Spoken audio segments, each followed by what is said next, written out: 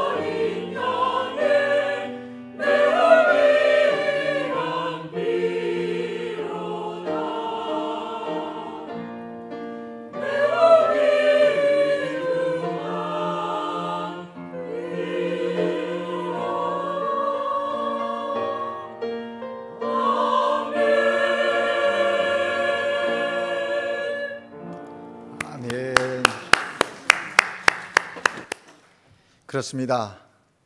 우리가 지금 이 모습으로 살아가는 것은 예수 그리스도의 보혈의 능력으로 말미암음입니다.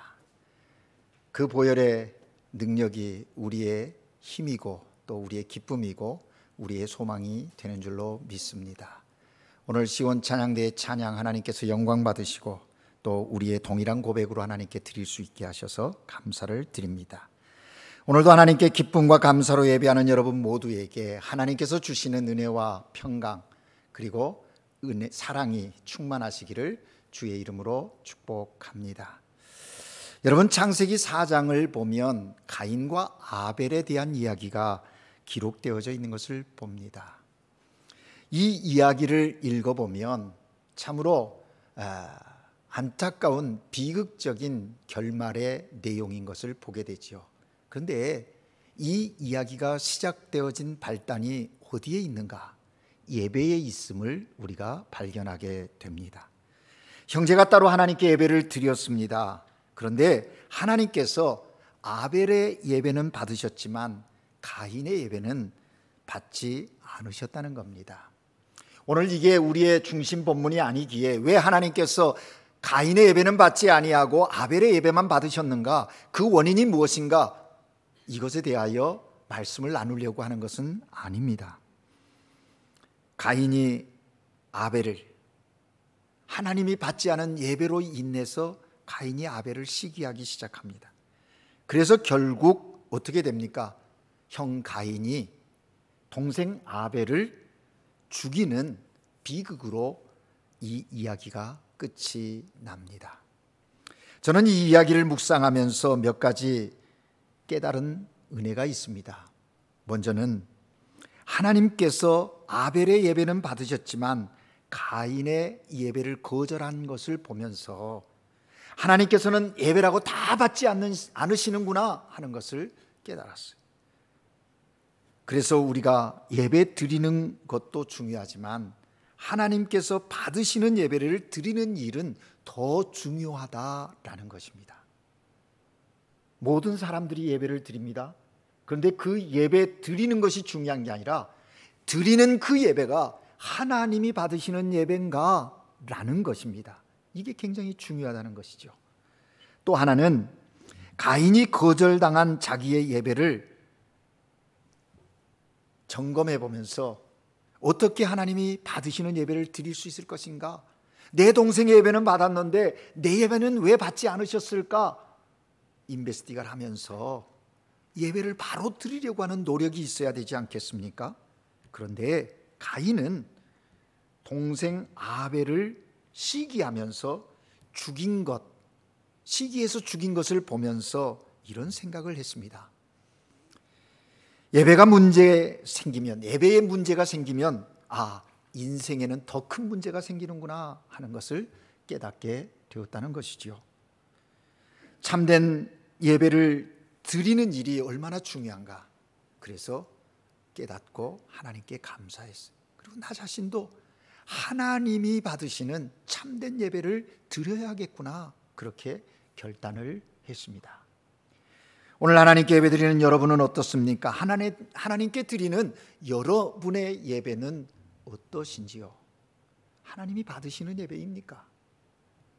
하나님이 받지 않아서 속상함이 있는 여러분의 예배였습니까? 그러면 우리는 어떻게 해야 하는 걸까요?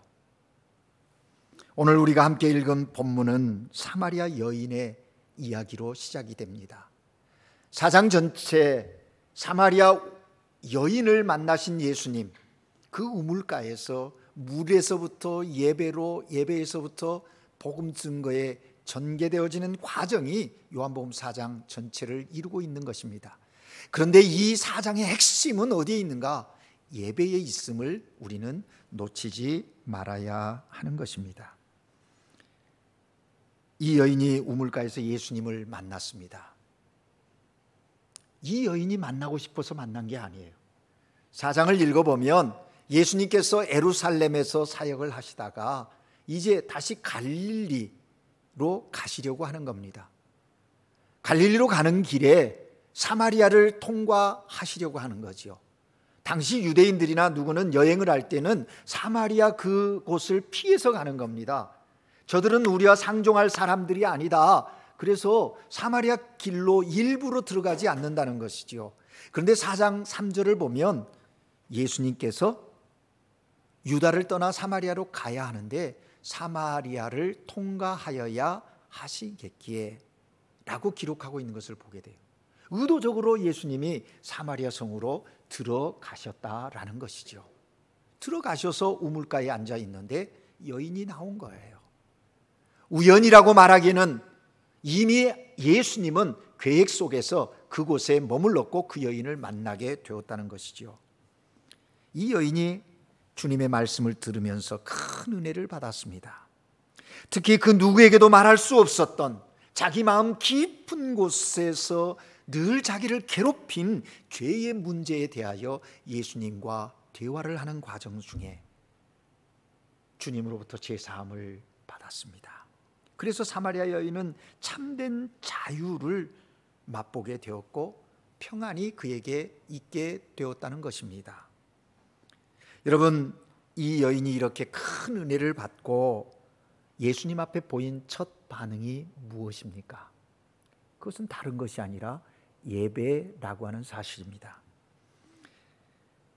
이 여인은 하나님께 예배드리고 싶은 마음이 있습니다. 그것도 대충 드리는 예배가 아니라 참된 예배를 주님께 드리고 싶은 마음이 그에게 있다는 거죠. 그래서 이 제사함을 통하여 자유와 평안을 얻은 이 여인이 예수님께 질문합니다. 질문하는 거예요. 오늘 19절에 보면 당신은 선지자입니다.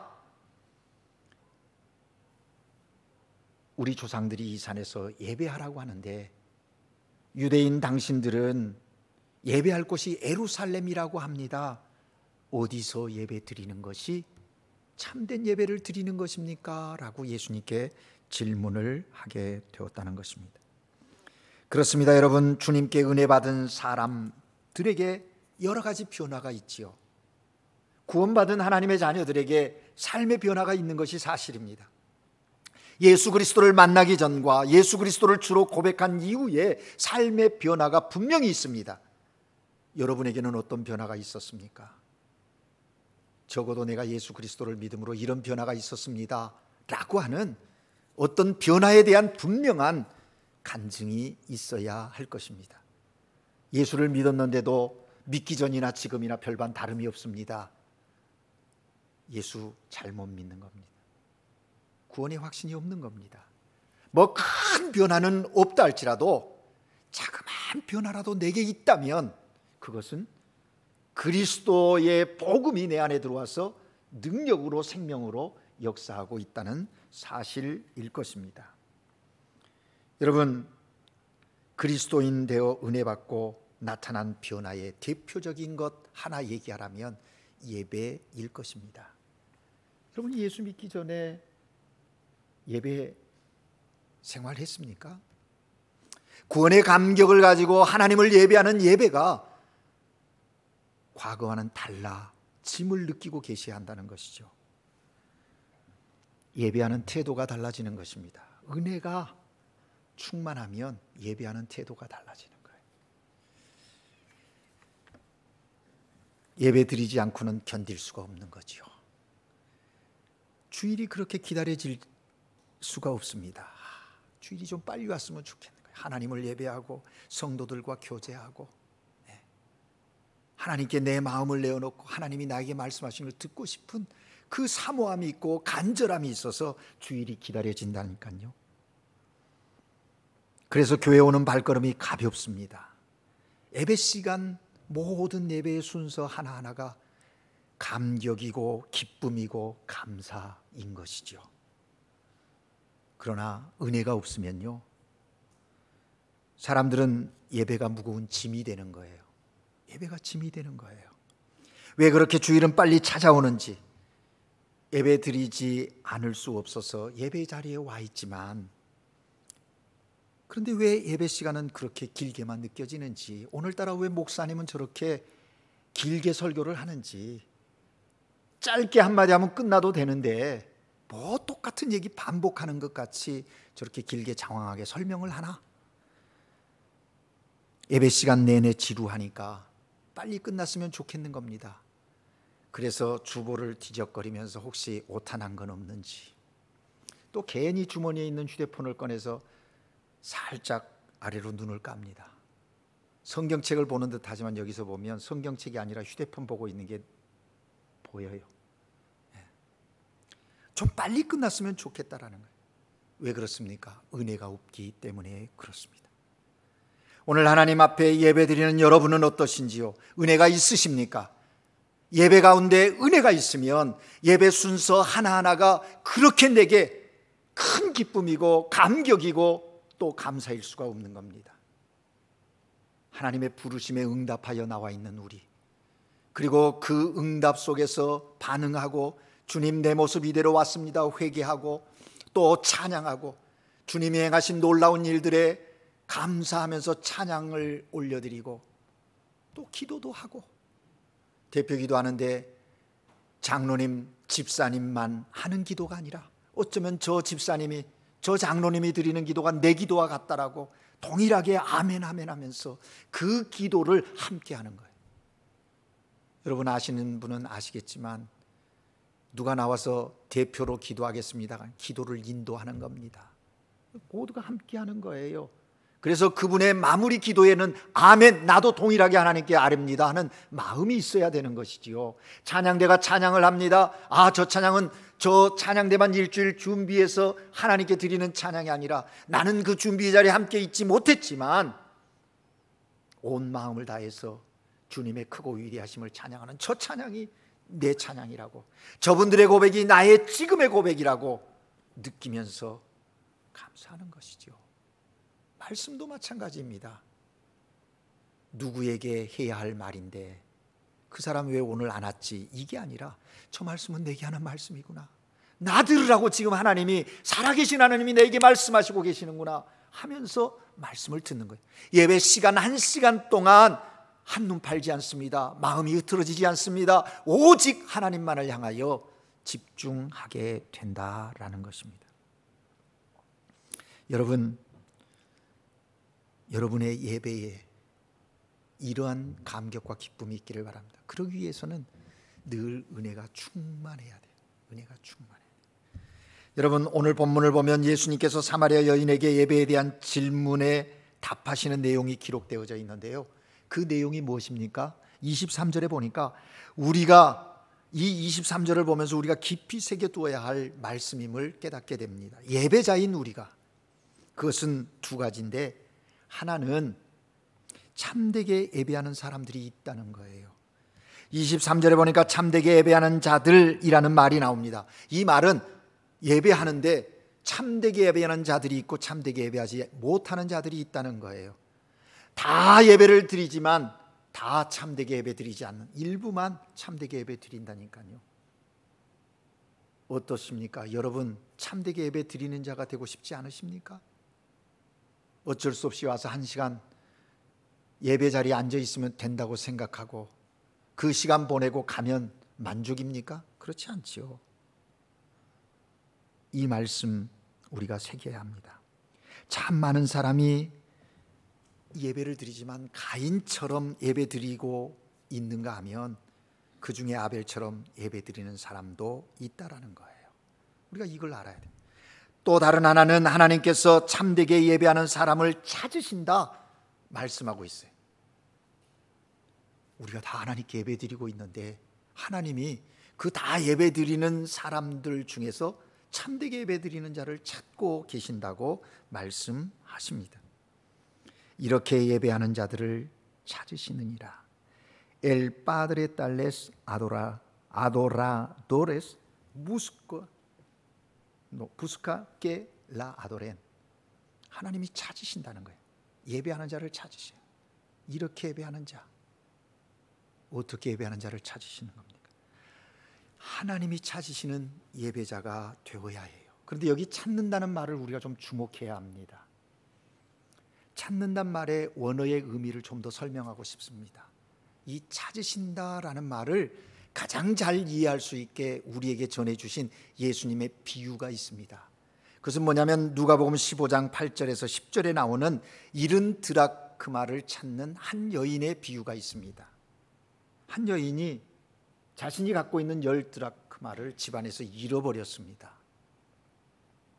잃어버린 그 한 드라크마를 찾기 위해서 이 여인이 집안 구석구석을 샅샅이 뒤져 찾습니다. 이때 이 찾는다는 말이 바로 오늘 본문에 하나님이 참되게 예배하는 자를 찾는다 하는 그 의미인 것입니다.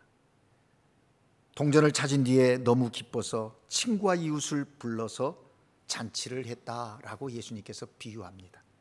여러분, 하나님께서 이렇게 참되게 예배하는 자를 이 여인이 잃어버린 한 드라크마를 찾는 것처럼 오늘 찾고 계신다라는 것이죠. 참되게 예배하는 사람들, 그만큼 찾기가 힘들어 힘이 드시다는 뜻도 있겠지요. 그런가 하면 찾은 뒤에 너무 기뻐하신다는 그런 의미도 이 짧은 구절 속에 담겨 있는 것을 발견하게 됩니다. 그렇습니다, 여러분. 우리는 이렇게 하나님께서 찾으시는 참된 예배자가 되어야 하겠습니다. 그래서 예배로 하나님을 기쁘시게 하는, 예배의 온전함을 통해서 우리의 삶이 온전함을 경험하고 누리는 그런 그리스도인들이 되어야 하겠다라는 것입니다.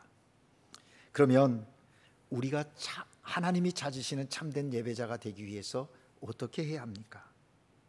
오늘 본문은 사마리아 여인과 예수님의 대화를 통해서 예수님께서 그것을 우리에게 말씀해 주고 계세요. 첫 번째 뭐냐면 영이신 하나님께 예배를 드리라는 겁니다. 아니 목사님, 그 당연한 것 아닙니까? 그런데 당연한 건데 우리 가운데 당연하게 이루어지지 않고 있음이 문제인 것입니다. 본문 24절에 보니까 하나님은 영이시니 니오스 에스 에스피리투, 하나님은 영이라고 말씀합니다. 영이신 하나님께 예배하는 겁니다. 우리의 예배는 영이신 하나님께 예배 드리는 것인데, 영이신 하나님께 예배 드린다는 것은 우리의 육으로 예배 드릴 수가 없습니다. 우리도 영이어야 합니다. 영으로 예배하는 거예요. 왜 예수님께서는 예배를 말씀하시면서 무엇보다 하나님께서 영이시라는 말씀부터 하셨는가? 주님께서 보실 때 우리가 참되게 예배하지 못하는 가장 우선적인 문제가 뭐냐? 그것은 하나님께서 영이시라는 것을 모른 채 예배하기 때문에 그렇다라고 진단하시는 거예요. 오늘 본문에 보면 예수님께서 하나님을 알고 하나님께 예배하는 사람들에게도 문제가 있다는 겁니다. 지금 22절에 보면 사마리아 여인이 우리가 예배한다는 거예요. 하나님께 예배한다는 거예요. 사마리아 사람들은 모세 오경 믿습니다. 아브라함, 그래서 그 그리심산에 제단을 쌓았던 그곳에 성전을 짓고 하나님께 예배하는 거예요. 예배하는 거예요. 그들도 예루살렘에서 유대인들도 예배한다는 거예요. 오늘 본문에 보니까 22절에 뭐라고 말씀합니까? 너희는 알지 못하는 것을 예배하고 우리는 아는 것을 예배하노니. 뭐 예배는 하는데 참된 예배를 지금 못 드리고 있다는 거예요. 그건 뭐냐면 하나님이 영이시라는 걸 모르고 있다는 거죠. 구체적으로 문제가 뭐냐? 오늘 본문의 표면으로 나온 문제는 장소의 문제인 겁니다. 당시 유대인들이 하나님께 예배 드리면서 예배는 반드시 예루살렘에서 드려야 한다 주장했습니다. 그런가 하면 사마리아인들은 예루살렘 성전에 갈 수가 없으니까 그리심산에 성전을 지어놓고 그곳에서 예배를 드렸습니다. 그러자 유대인들이 말합니다. 야, 너희들이 드리는 예배는 참된 예배가 아니야, 온전한 예배가 아니야 라고 공격하는 겁니다. 그러니까 사마리아인들이 무슨 소리냐, 적어도 우리도 뿌리가 있다, 아브라함이 하나님께 제단을 쌓았던 그곳 아니냐, 세겔 그리심산에서 내가 하나님께 예배한다 라고 하면서 서로 다투기 시작한 겁니다. 결국 참된 예배의 여부가 지금 무엇 때문에 다투는 거예요? 장소 때문에 다투고 있다는 겁니다. 여러분, 예수님께서는 이러한 논쟁 자체가 근본적으로 문제가 있다고 지적하시는 거예요. 바로 영이신 하나님께 예배하는 일이 그런 것 때문에 방해가 되어질 수 있다고 말씀하시는 겁니다. 예루살렘에서만 예배해야 하느냐, 아니면 사마리아에서 예배할 수 있느냐는 이 논쟁 자체가 영이신 하나님을 어떠한 장소에 갇히게 하는 오류를, 갇혀 계시는 분으로, 그곳에만 계시는 분으로, 제한적인 하나님으로 그렇게 축소시키는 그런 오류를 범한다는 것이죠. 그래서 예수님께서는 이 사마리아 여인의 질문에 뭐라고 대답하셨습니까? 그리심산에서도 예루살렘에서도 아니다, 어디에서나 예배할 수 있다라고 말씀하시는 거예요. 그러니까 예수님께서는 어디서가 아니라 어떻게 예배하느냐가 더 중요하다라는 것을 말씀하고 계신다는 것이죠. 그렇습니다. 하나님이 기뻐하시는 예배 드리기 위해서, 참되게 예배하는 자가 되기 위해서 연구하고 노력하는 건 절대적으로 필요합니다. 그러나 그러한 연구와 논쟁들이 본질을 훼손한다면 그것은 잘못된 연구요, 잘못된 논쟁이 되고 마는 것입니다. 어디에서 예배하느냐 문제도 연구하고 또 연구해야 하지만, 그러나 더 중요한 것은 어떻게 예배 드려야 하는가, 그것이 더 본질적이고 중요한 문제라고 하는 것을 예수님이 본문에서 지적해 주고 있는 거죠. 그렇습니다, 여러분. 우리가 하나님이 찾으시는 참된 예배자가 되려면 먼저 분명히 해야 할 것은, 내가 예배하는 그 예배의 대상은, 그 하나님은 영이신 하나님이라는 것을 잊지 말아야 합니다. 그것을 분명히 해야 돼요. 그리고 예배 드릴 때마다 영이신 하나님께 예배 드려야 합니다. 오늘날도 영이신 하나님께 예배 드리지 않냐고 자기들이 만들어 놓은 형상으로 예배하는 경우가 많지 않습니까? 대표적인 게 시내산, 모세가 십계명 받으러 올라갔을 때 아론과 그 제사장들이 뭘 했어요? 금송아지 만들어 놓고 이것이 하나님이다. 영이신 하나님에 대한 무지함이 거기에 드러나고 있는 것을 확인할 수가 있는 것이죠. 우리는 영으로 하나님께 예배해야 합니다. 두 번째, 영이신 하나님께 예배할 때 영과 진리로 예배하라고 말씀하십니다. 본문 24절에 예수님은 영과 진리로 예배할지니라 로케 아도란 en espíritu y en verdad es necesario que adoren. 예배하는 자는 영과 진리로 예배해야 한다, 그렇게 말씀하십니다. 한마디로 말하면 하나님이 찾으시는 참된 예배자가 되려면 영과 진리로 예배해야 한다라는 것입니다. 그런데 여러분, 여기서 우리가 한 가지 주목해야 할 것이 있습니다. 23절에 보면 예수님께서 영과 진리로 예배할 때가 온다라고 말씀해요. 영과 진리로 예배해라. 그런데 그 때가 온다는 겁니다. 그때. 사실 지금까지 구약 시대에 영과 진리로 예배하고 싶어도 제대로 예배할 수 없었습니다. 대리인, 제물인 동물의 피를 통해서 하나님께 제사장이 나가서 제사를 드렸지요. 하나님이 원하시는 그 그림자의 예배를 드렸어요. 그런데 이제 하나님이 원하시는 참된 예배 드릴 때가 온다는 겁니다. 영과 진리로 예배 드릴 때가 온다는 거예요. 여러분, 그러면 도대체 그때는 언제일까요? 바로 성령 강림하심, 성령의 강림하시는 때라는 거예요. 여러분, 성령의 강림이 그냥 어느 날 갑자기 온 겁니까? 예수 그리스도의 십자가의 죽으심과 부활을 통하여 우리의 죄를 용서하시고 구원해 주시는 하나님의 놀라운 역사, 그것의 완전한 성취를 통해서 예수님께서 약속한 성령을 너희에게 보내겠다. 그리고 성령이 우리에게 임하셔서 온전한 예배를 하나님께, 주님께 드릴 수 있는 그때가 시작되었다라는 것이죠. 실제로 오순절 마가의 다락방에 성령 강림하신 뒤에 예배가 달라졌습니다. 성령이 강림하신 뒤에 예배하는 한 사람 한 사람이 참된 예배를 하나님께 드리면서 영이신 하나님과 성령으로 말미암아 소통하는 일이 벌어지기 시작했습니다. 소통하게 되었다는 거예요. 임재해 계시는 하나님을 볼 수 있는 영안이 열리고 하나님께서 받으실 만한 찬양을 할 수 있도록 입이 열리고 하나님이 말씀하시는 것을 들을 수 있도록 귀가 열리는, 영적인 귀가 열리는 그런 놀라운 역사가 성령 강림 후에 일어나게 되었다는 거예요. 예배의 현장 속에 나타나게 되었다라는 것입니다. 그렇습니다, 여러분. 오늘도 우리는 영이신 하나님께 성령을 힘입어 하나님께 영으로 예배하는 것입니다. 진리로 예배하는 것입니다. 하나님과 소통하게 된 것입니다. 이 예배가 놀라운 축복인 것이죠. 그러면 여러분, 이제 더 구체적으로 영과 진리로 예배한다는 것은 어떻게 예배하는 것을 말하는 것일까요?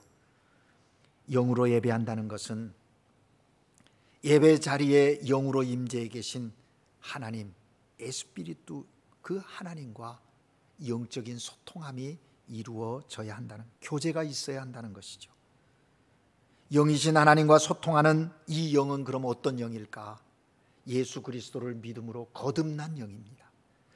사랑하는 여러분, 오늘 하나님과 영적인 소통이 있다라는 것은 우리가 그리스도로 말미암아 거듭난 영이 되었기 때문입니다. 예수 그리스도로 거듭나지 않은 사람은 영이신 하나님께 참된 예배를 드릴 수 없는 것입니다. 하나님을 참되게 예배하려면 그리스도로 말미암아 거듭나야 합니다. 내주하시는 성령을 힘입어서 하나님께 나아가게 되는 것입니다. 영이신 하나님께 예배 드리는 것은 아무나 드릴 수 없는 거예요. 예수 그리스도를 주로 믿는 사람만 영으로 영이신 하나님께 예배할 수 있다라는 것입니다. 사랑하는 여러분, 여러분의 예배가 영으로 하나님께, 영이신 하나님과 소통하는 교제가 있는 예배가 되기를 주의 이름으로 축복합니다. 영으로 예배한다는 것은 영이신 주님의 임재를 느끼는 거거든요. 그 영이 지금 이 예배의 자리에 있는 겁니다. 오늘 예배 드리면서 주님의 임재를 느끼시기를 주의 이름으로 축복합니다.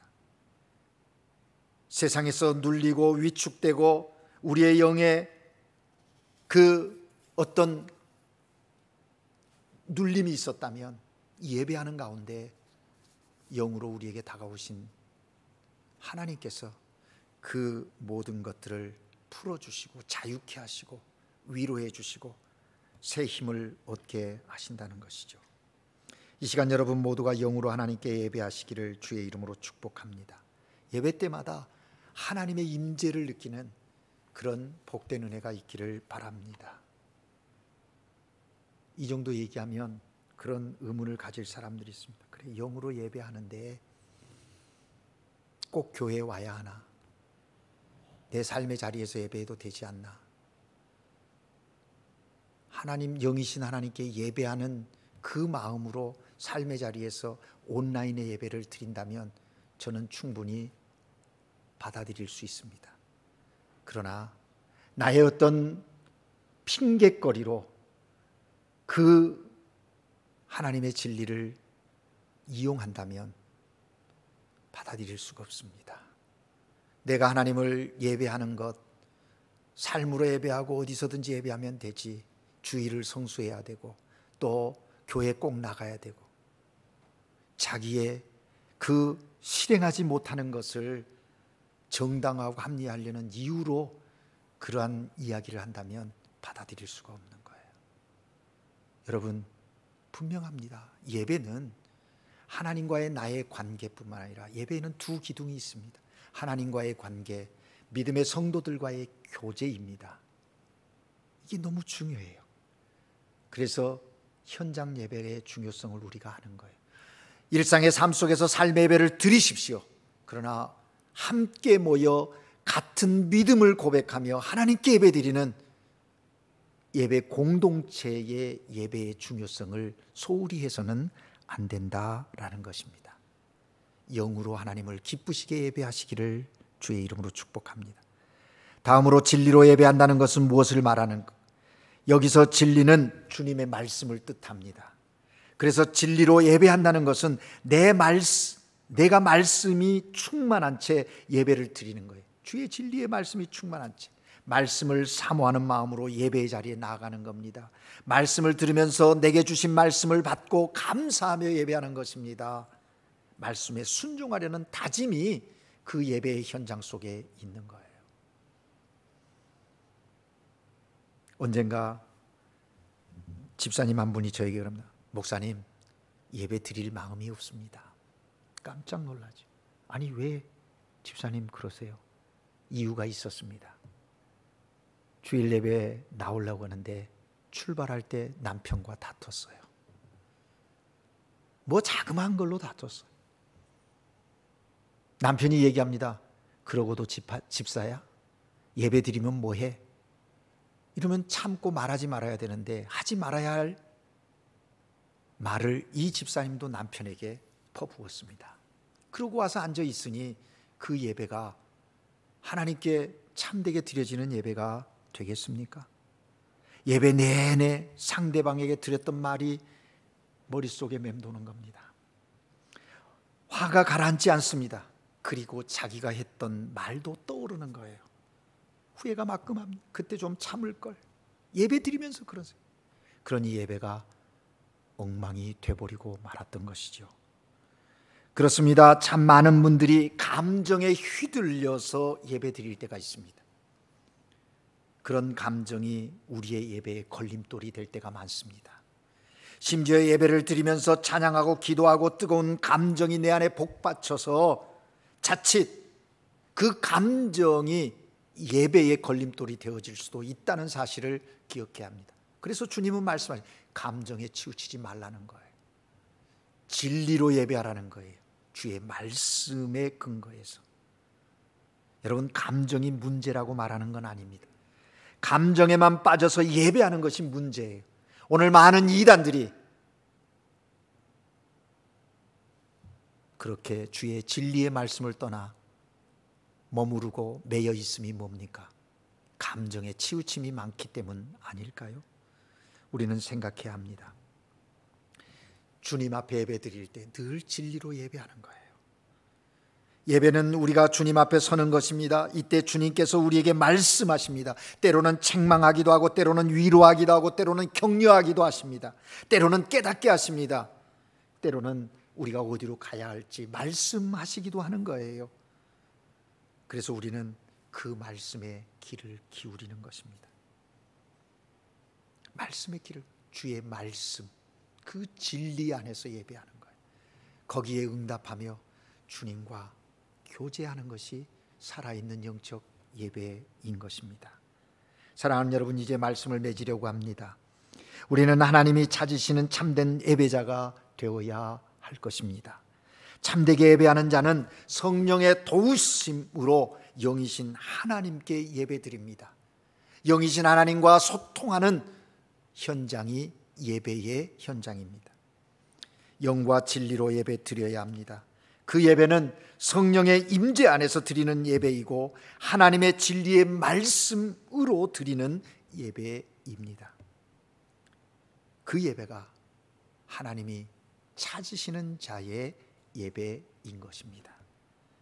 우리 모두가 하나님께서 주신 축복의 통로인 이 예배를 통하여 삶의 은혜의 복을 누리며 하나님 맡겨주신 사명을 감당하는 놀라운 역사 있기를 바랍니다. 여러분, 마지막으로 예배자라는 찬양의 가사를 읽어드림으로 설교를 마치려고 합니다. 나는 예배자입니다. 나는 하나님을 예배하는 예배자입니다. 내가 서 있는 곳 어디에서나 하나님을 예배합니다. 내 영혼 거룩한 은혜를 향하여, 내 영혼 완전한 하나님을 향하여 이곳에서 바로 이 시간 하나님을 예배합니다. 기도하겠습니다. 사랑의 하나님 아버지, 죄인인 우리를 구원하여 예배자로 세워주신 것 감사합니다. 참된 예배를 하나님께 드리는 주의 자녀들 되게 하옵소서.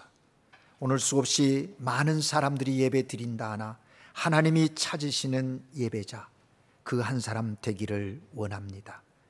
어느 곳에서든지 언제든지 영과 진리로 영 되신 하나님께 참된 예배를 드리는 믿음의 사람들 되게 하옵소서. 함께 모여 공동체 예배를 드릴 뿐만 아니라 흩어져 삶의 자리에서 삶으로 하나님을 예배하는 능력 있는 믿음의 그리스도인들 모두가 되게 하여 주옵소서. 예수 그리스도 이름으로 기도합니다. 아멘.